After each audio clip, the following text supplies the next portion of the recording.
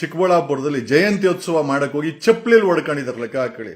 ಅಲ್ರಿ, ಕೆಂಪೇಗೌಡರ ಜಯಂತಿ ಮಾಡುವಂತ ಯಾರೂ ಕೇಳಿಲ್ಲ. ಆಮೇಲೆ ಕೆಂಪೇಗೌಡರಿಗೆ ಈ ತರ ಮರ್ಯಾದೆ ಕೊಡುವಂತೂ ನಾವು ಕೇಳಿಲ್ಲ.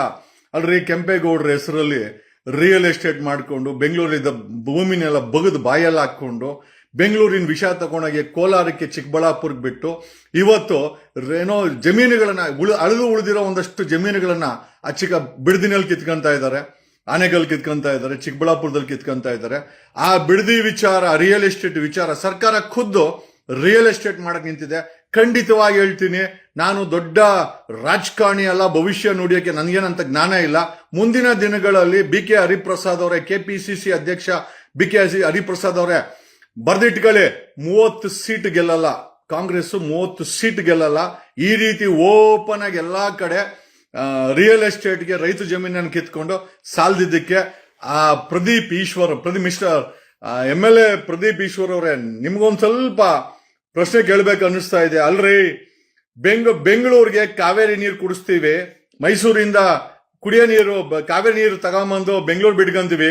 ನಿಮ್ಮ ಚಿಕ್ಕಬಳ್ಳಾಪುರ ಜಿಲ್ಲೆಗೆ ಮತ್ತೆ ಕೋಲಾರಕ್ಕೆ ಬೆಂಗಳೂರಿನ ವಿಷದ ನೀರು ಬಿಡ್ತಾರಲ್ಲ, ಯಾವತ್ತಾದ್ರೂ ಧ್ವನಿ ಎತ್ತಿದಿರಾ ಮಿಸ್ಟರ್ ಪ್ರದೀಪ್ ಈಶ್ವರ್? ಎತ್ತಿದ್ದೀರಾ? ಎತ್ತಲ್ಲ. ಯಾಕೆ ಹೇಳಿ? ನಿಮ್ಗಳಿಗೆ ಒಬ್ಬ MLA ಆಗಿ ಟ್ಯುಟೋರಿಯಲ್ಸ್ ನೋಡಿಸ್ಕೊಂಡು 106 ಕೋಟಿ ಆಸ್ತಿ ಮಾಡ್ಕೊಂಡು ತಾವೇ ಹೇಳ್ತಿರಲ್ಲ, 106 ಕೋಟಿ ಆಸ್ತಿ ಇದೆ, ನಾನೊಬ್ಬ ಅಹಿಂದ ನಾಯಕ, ಜಾತಿಯಿಂದ ಅಹಿಂದ ನಾಯಕ ಅಲ್ರಿ. ಜನರ ನೋವನ್ನ ಅರ್ಥ ಮಾಡಿಕೊಂಡು ಜನರ ಪರವಾಗಿ, ಯಾಕೆ ಕಾಂಗ್ರೆಸ್ ಅಲ್ಲಿ ಒನ್ಲಿ ಸಿದ್ದರಾಮಯ್ಯ ಯಾಕೆ ಅಂತಂದ್ರೆ ಇನ್ನೊಬ್ಬ ಪ್ರದೀಪ್ ಈಶ್ವರ್ ಬರಕ್ ಆಗಲ್ಲ. ಕಾರಣ ಯಾಕೆ ಅಂತಂದ್ರೆ ನಿಮ್ಗಳಿಗೆ ಜನರ ನೋವನ್ನ ಆಲಿಸೋಷ್ಟು, ಅದನ್ನ ನೋಡಿ ಬಗೆಹರಿಸೋಷ್ಟು ಯಾರಿಗೂ ಕೆಲಸ ಇಲ್ಲ. ಮತ್ತೆ ಕಾಂಗ್ರೆಸ್ ಅಲ್ಲಿ ಇವನ್ ರಾಹುಲ್ ಗಾಂಧಿ ಆಗಿರ್ಬೋದು, BK ಹರಿಪ್ರಸಾದ್ ಆಗಿರೋದು. BK ಹರಿಪ್ರಸಾದ್ ಅವರೇ, ಜ್ಞಾಪಕ ಇಟ್ಕೊಳ್ಳಿ, ನಿಮ್ಮ ಕಾಂಗ್ರೆಸ್ ಆಡಳಿತದಲ್ಲಿ ಬೆಂಗಳೂರಿನ ಪೊಲೀಸರು ಯಾರೋ ಒಂದಷ್ಟು ಜನರನ್ನ ಅರೆಸ್ಟ್ ಮಾಡಿ ಹುಡುಗರನ್ನ ಬಟ್ಟೆ ಬಿಚ್ಚಿಸಿ ಅವರ ಪ್ರೈವೇಟ್ ಪಾರ್ಟ್ ಅನ್ನ ಬಾಯಲ್ಲಿ ಕಣ ಮಟ್ಟಕ್ಕೆ ಈ ಕೊಳತೋಗಿರೋ ಆಡಳಿತ ನಡೀತಾ ಇದೆ ಅಂತಂದ್ರೆ ರಾಜ್ಯದ ಹೋಮ್ ಮಿನಿಸ್ಟರ್ ಪ್ರಿಯಾಂಕಾ ಖರ್ಗೆ ಅದ್ರ ಬಗ್ಗೆ ಟ್ವೀಟ್ ಮಾಡಿಲ್ಲ, ಬರೀ ಪ್ರದೀಪ್ ಈಶ್ವರ್ ಬಗ್ಗೆ ಮಾತಾಡಿದ್ದಾರೆ. ಯಾರೋ ಒಬ್ಬರು ಗಟ್ಟಿ ನಾಯಕ ಬಂದ ಕುಮಾರಸ್ವಾಮಿ ವಿರುದ್ಧ. ಅಲ್ರಿ, ಕುಮಾರಸ್ವಾಮಿ ವಿರುದ್ಧ ಮಾತಾಡ್ಕೊಳ್ಳಿ. ಅಲ್ರಿ, ಪೊಲೀಸ್ ಇಲಾಖೆಯಲ್ಲಿರೋ ಪೋಲಿಗಳು ಹುಡುಗರನ್ನ ಅರೆಸ್ಟ್ ಮಾಡಿಕೊಂಡು ಅವ್ರನ್ನ ಬಟ್ಟೆ ಬೀಸಿ ಅವನ ಮರ್ಮಾಂಗನ ಇನ್ನೊಬ್ಬನ ಬಾಯಲ್ಲಿ ಇಡ್ತಾನೆ ಅಂತಂದ್ರೆ, ಒಬ್ಬ KPCC ಅಧ್ಯಕ್ಷ ಆಗಿ ನೀವು ಕೂಡ ಅದ್ರ ಬಗ್ಗೆ ಏನು ಟಿಪ್ಪಣಿ ಮಾಡಿಲ್ಲ. ನೀವು ಟಿಪ್ಪಣಿ ಮಾಡಿರೋದು ನಮ್ಮ ಪ್ರದೀಪ್ ಈಶ್ವರ್ ಜೊತೆ ನಾವು ನಿಂತ್ಕೊಂತೀವಿ. ಹಂಗಾರೆ ಓಟ್ ಹಾಕಿರೋದು ಯಾರಿಗೋಸ್ಕರ? ಬರೀ ಪ್ರದೀಪ್ ಈಶ್ವರ್ಗೋಸ್ಕರ ನಿಂತ್ಕೊಂಡಂಗಿದ್ರೆ ರಾಜ್ಯದಲ್ಲಿ ಪೋಲಿಗಳು, ಬೆಂಗಳೂರಿನ ಪೊಲೀಸರು 5-6 ಜನ ಹುಡುಗರನ್ನ ಬಟ್ಟೆ ಬಿಚ್ಚಿಸಿ ಒಬ್ಬರ ಪ್ರೈವೇಟ್ ಪಾರ್ಟ್ ಅನ್ನು ಇನ್ನೊಬ್ಬರು ಬಾಯಲ್ಲಿ ಇಡ್ತಾರೆ. ಒಬ್ರು ಕೂಡ ಪ್ರಿಯಾಂಕಾ ಖರ್ಗೆ ಪ್ರದೀಪ್ ಈಶ್ವರ್ ಬಗ್ಗೆ ಟಿಪ್ಪಣಿ ಮಾಡಿದ್ದಾರೆ. I am joining with mister Priyanka Kharge, home minister mister Priyanka Kharge. ಬೆಂಗಳೂರಲ್ಲಿ ಪೊಲೀಸರು ಬಟ್ಟೆ ಬೀಸಿ ಹುಡುಗರಿಗೆ ಬಟ್ಟೆ ಬೀಸಿ ಮರ್ಮಾಂಗನ ಇನ್ನೊಬ್ಬನ ಬಾಯಲ್ಲಿ ಇಟ್ಟಿಯೋ ವಿಡಿಯೋ ಪ್ರಸಾರ ಆಗ್ತಾ ಇದೆ. ಒಬ್ಬ ಹೋಮ್ ಮಿನಿಸ್ಟರ್ ಆಗಿ ಜವಾಬ್ದಾರಿ ಇಲ್ವೇನ್ರಿ ನಿಮ್ಗೆ? ಬರೀ ಪ್ರದೀಪ್ ಈಶ್ವರ್ ಒಬ್ಬನೇನಾ? ಪ್ರದೀಪ್ ಈಶ್ವರ್ನ ನಿಮ್ಮನ್ನ ಗೆಲ್ಸಿದ್ ಯಾರು ಗೆಲ್ಸಿದ್ದು? ಜನ. ಚಪ್ಪಲಿಯಲ್ಲಿ ಹೊಡ್ಕೊಬೇಕು ನಾವು ನಿಮ್ಮನ್ನ ಗೆಲ್ಸಿರೋದಕ್ಕೆ. ಬರೀ ರಿಯಲ್ ಎಸ್ಟೇಟ್, ಬರೀ ಗಲಾಟೆಗಳು, ಬರೀ ದೊಡ್ಡ ಡೈಲಾಗ್ಗಳು ಹೊಡ್ಕೊಂಡು ಜೀವನ ಮಾಡ್ತಿರಲ್ಲ. ಅಲ್ರಿ, KPCC ಅಧ್ಯಕ್ಷ 16 ಕೋಟಿ ಡಿಕ್ಲೇರ್ ಮಾಡಿರೋ BK ಹರಿಪ್ರಸಾದ್ ಬೆಂಗಳೂರಲ್ಲಿ ಪ್ಯಾಂಟ್ ಬಿಚ್ಚಿಸಿ 6 ಜನ ಹುಡುಗರು ಒಬ್ಬರ ಮರ್ಮಾಂಗನ ಇನ್ನೊಬ್ಬರು ಬಾಯಲ್ಲಿ ಇಡ್ತಾರೆ. ಅದು ವಿಡಿಯೋ ಎಲ್ಲಾ ಕಡೆ ವೈರಲ್ ಆಗ್ತಾ ಇದೆ. ನಿಮಗೆ ಕಾಳಜಿ ಇಲ್ವಾ? KPCC ಅಧ್ಯಕ್ಷ BK ಹರಿಪ್ರಸಾದ್ ಅವರೇ, DK ಶಿವಕುಮಾರ್ ಕಾಳಜಿ ಇಲ್ಲ, ಅದು ನಮಗೆ ಗೊತ್ತಿದೆ. DK ಶಿವಕುಮಾರ್ನ ಕೇಳೋದು ವೇಸ್ಟ್, ಅದು ನಮ್ಗೆ ಗೊತ್ತಿದೆ. ಅವ್ರಿಗೆ ಯಾವ್ದಾದ್ರು ಹಸಿರಾಗಿರೋ ಜಮೀನುಗಳು, ಒಳ್ಳೊಳ್ಳೆ ಜಮೀನುಗಳು, ಜಕ್ಕೂರ್ ಏರ್ಪೋರ್ಟ್, ನಮ್ಮ ರೇಸ್ ಕೋರ್ಸು ಈ ತರ, ಅಥವಾ ನಮ್ಮ ವೆಟರ್ನರಿ ಕಾಲೇಜು, ಇಲ್ಲ ನಮ್ಮ GKVK ಅಂತ ಸರ್ಕಾರಿ ಜಾಗಗಳು ಸಿಕ್ಕರೆ ಅವ್ರುಗಳಿಗೆ ಅದನ್ನ ನೋಡ್ಕೊಂಡು ಅದನ್ನ ಬೇಕಾರೆ ಯಾವ್ದಾದ್ರು ಬಿಸ್ನೆಸ್ಗೆ ಟ್ರಾನ್ಸಾಕ್ಷನ್ ಮಾಡ್ತಾರೆ ಹೊರತು. ಅಲ್ರಿ, ನಾಚಿಕೆ ಗೀಚಿಕೆ ಏನೂ ಇಲ್ವಾ? ನೆನ್ನೆ ಪೊಲೀಸ್ ಇಲಾಖೆನಲ್ಲಿ ಇವರೆಲ್ಲ ಪೊಲೀಸರು ಬೇಕಾ? ಇಂಥ ಪೋಲಿಗಳು ಬೇಕಾ? ಇಂಥ ಆಡಳಿತ ಬೇಕಾ ನಮ್ಗೆಲ್ಲರಿಗೂ?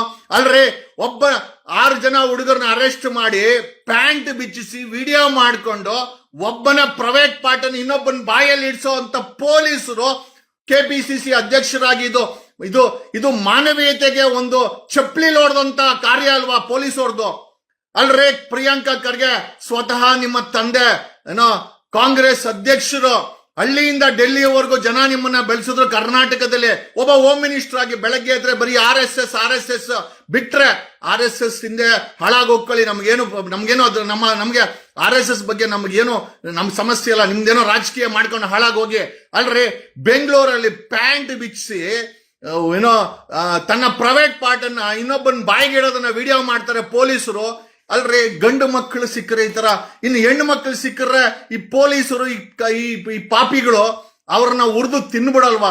ಒಬ್ಬ ಕಾಂಗ್ರೆಸ್ ಅಧ್ಯಕ್ಷರಾಗಿರ್ಬೋದು, CM ಆಗಿರ್ಬೋದು, ಹೋಮ್ ಮಿನಿಸ್ಟರ್ ಆಗಿರ್ಬೋದು, ಕರ್ನಾಟಕದ DGP ಆಗಿರ್ಬೋದು, ಕರ್ನಾಟಕದ ಬೆಂಗಳೂರಿನ ಪೊಲೀಸ್ ಕಮಿಷನರ್ ಶ್ರೀಮಂತ್ ಕುಮಾರ್ ಸಿಂಗ್ ಆಗಿರ್ಬೋದು, ಒಬ್ರು ಕೂಡ ಈ ವಿಡಿಯೋ ಬಗ್ಗೆ ಒಂದು ಹೇಳಿಕೆ ಕೊಟ್ಟಿಲ್ಲ.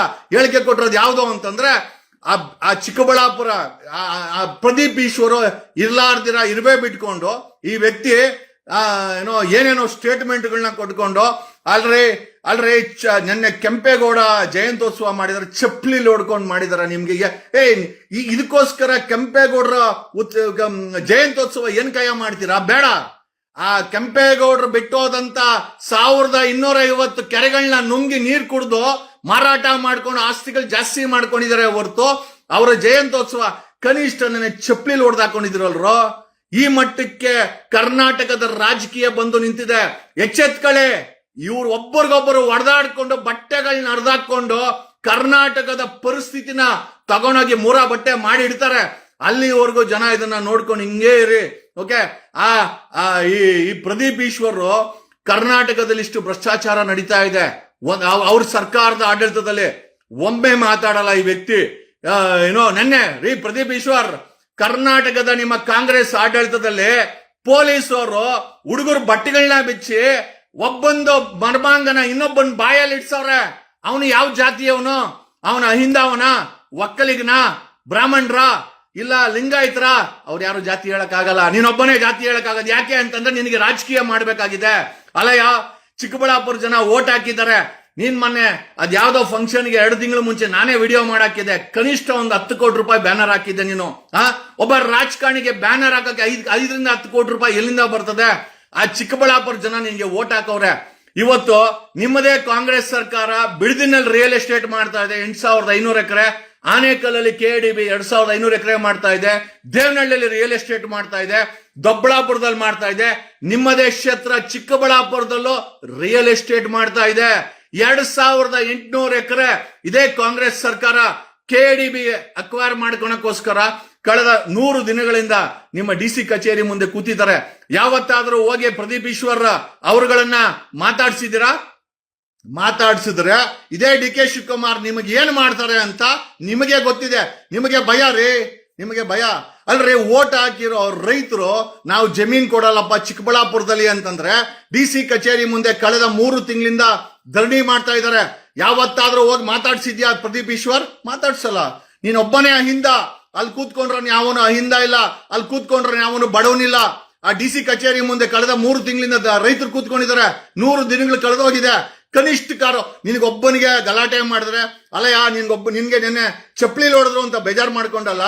ಡೆಲ್ಲಿನಲ್ಲಿ ಅರವಿಂದ್ ಕೇಜ್ರಿವಾಲ್ CM ಆದ್ಮೇಲೆ ರಪ ಅಂತ ಕಪಾಳ ಕೊಡಿದ್ರು, ಚಪ್ಪಲಿ ಹೊಡೆದ್ರು. ಒಂದು ಕಡೆ ರಿಯಾಕ್ಟ್ ಮಾಡಿಲ್ಲ. ಒಬ್ಬ ರಾಜಕಾರಣಿನ ಮನೆಯಿಂದ ಕರ್ಕೊಂಬಂದಿಲ್ಲ, ಅವನೇ ಬಂದಿರೋದು, ನೀನೇ ಬಂದಿರೋದು. ನಾನು MLA ಆಗ್ಬೇಕು ಅಂತ ಜನ ಪ್ರೀತಿನೂ ಮಾಡ್ತಾರೆ, ಹಾರನೂ ಹಾಕ್ತಾರೆ, ಜೈಕಾರನೂ ಹಾಕ್ತಾರೆ, ಚಪ್ಪಲಿಲೂ ಹೊಡಿತಾರೆ.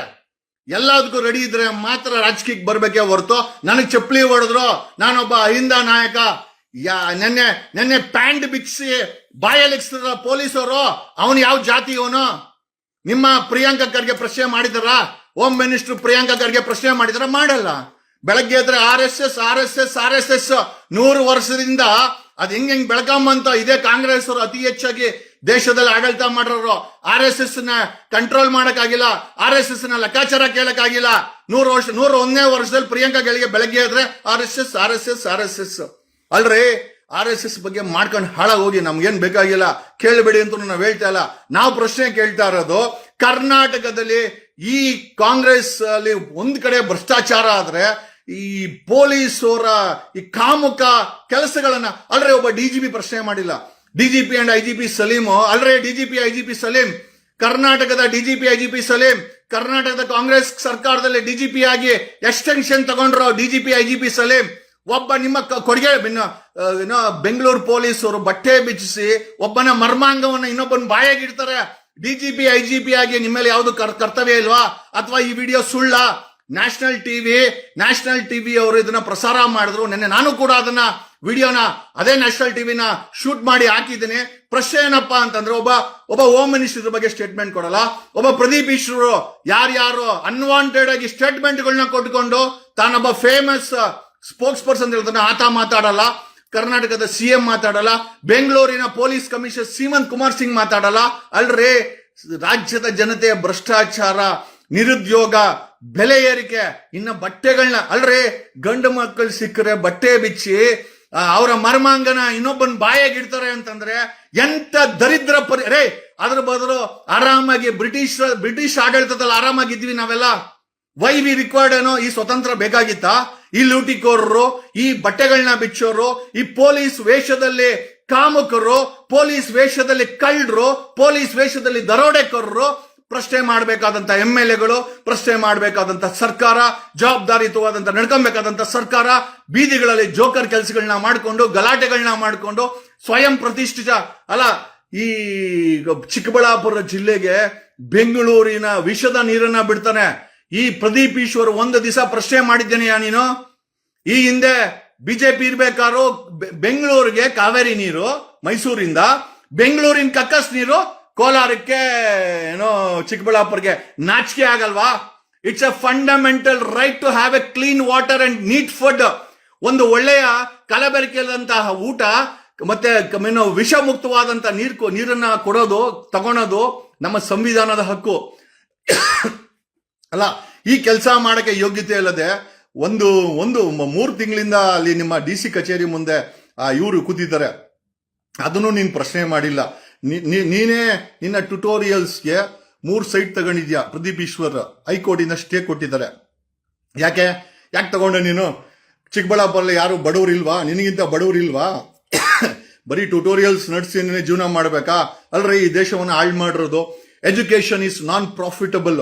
ಈ ದೇಶದಲ್ಲಿ ವಿದ್ಯೆ ಅನ್ನೋದು ಅಥವಾ ವಿದ್ಯಾಭ್ಯಾಸ ಅನ್ನೋದು ನಾನ್ ಪ್ರಾಫಿಟಬಲ್.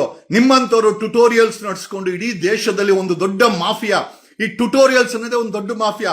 ನಿನ್ನ ಟ್ಯುಟೋರಿಯಲ್ಸ್ಗೆ CS ಜಾಗ ಯಾಕೆ ಬೇಕು? ಹೈಕೋರ್ಟ್ ಅಲ್ಲಿ ಪಿಟಿಷನ್ ಆಗಿದೆ, ನೀನ್ ಗ್ರಾಂಟ್ ಮಾಡಿಸ್ಕೊಂಡಿರೋದು. ಇಲ್ಲಿ ಬೊಗಳೆ ಭಾಷಣ ಬಿಡ್ತೀಯಾ? ನಿಮ್ಮ ಚಿಕ್ಕಬಳ್ಳಾಪುರಕ್ಕೆ ವಿಷದ ನೀರು, ಬೆಂಗಳೂರಿನ ವಿಷದ ನೀರು ಹೋಗುತ್ತೆ. ಬೆಂಗಳೂರಲ್ಲಿ ಆರಾಮಾಗಿ DK ಶಿವಕುಮಾರ್ ಹಿಂದೆ ಓಡಾಡ್ಕೊಂಡು ಆರಾಮಾಗಿ ನಿನ್ನ ವ್ಯವಹಾರ ನಡೆಸ್ಕೊಂಡು 300 ಕೋಟಿ 400 ಕೋಟಿ ನಂದೇ ಆಸ್ತಿ ಇದೆ ಅಂತ ಹೇಳ್ಕೊಂತೀಯ.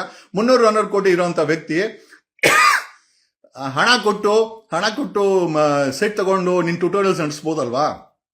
ನಿನ್ ಟ್ಯುಟೋರಿಯಲ್ ನಡೆಸಕ್ಕೆ ಸರ್ಕಾರದ CS ಸೈಟ್ ಬೇಕು. ಬೆಂಗಳೂರಿನ ಗಲೀಜ್ ನೀರನ್ನ ಚಿಕ್ಕಬಳ್ಳಾಪುರ ಬಿಡ್ತವ್ರೆ, ಕೇಳಕ್ಕೆ ನಿನಗೆ ಯೋಗ್ಯತೆ ಇಲ್ಲ. ಚಿಕ್ಕಬಳ್ಳಾಪುರದಲ್ಲಿ 100 ದಿವಸದಿಂದ ಕಳೆದ 3 ತಿಂಗಳಿಂದ ರೈತರಲ್ಲಿ ನಾವು ಜಮೀನ್ ಕೊಡಲ್ಲ KDBಗೆ ಅಂತ ಕೂತವ್ರೆ. ನೀನ್ ಅಲ್ಲಿ ಹೋಗಿ ಕೇಳಕ್ಕೆ ಯೋಗ್ಯತೆ ಇಲ್ಲ. ನೆನ್ನೆ ನೆನ್ನೆ ಕೆಂಪೇಗೌಡರ ಜಯಂತಿನಲ್ಲಿ ಚಪ್ಪಲಿಲಿ ಹೊಡೆದಾಕೊಂಡಿದ್ದೀರಾ. ಇದನ್ನ ನೋಡಕ್ಕೆ ಜನ ಓಟ್ ಹಾಕಿದ್ದ?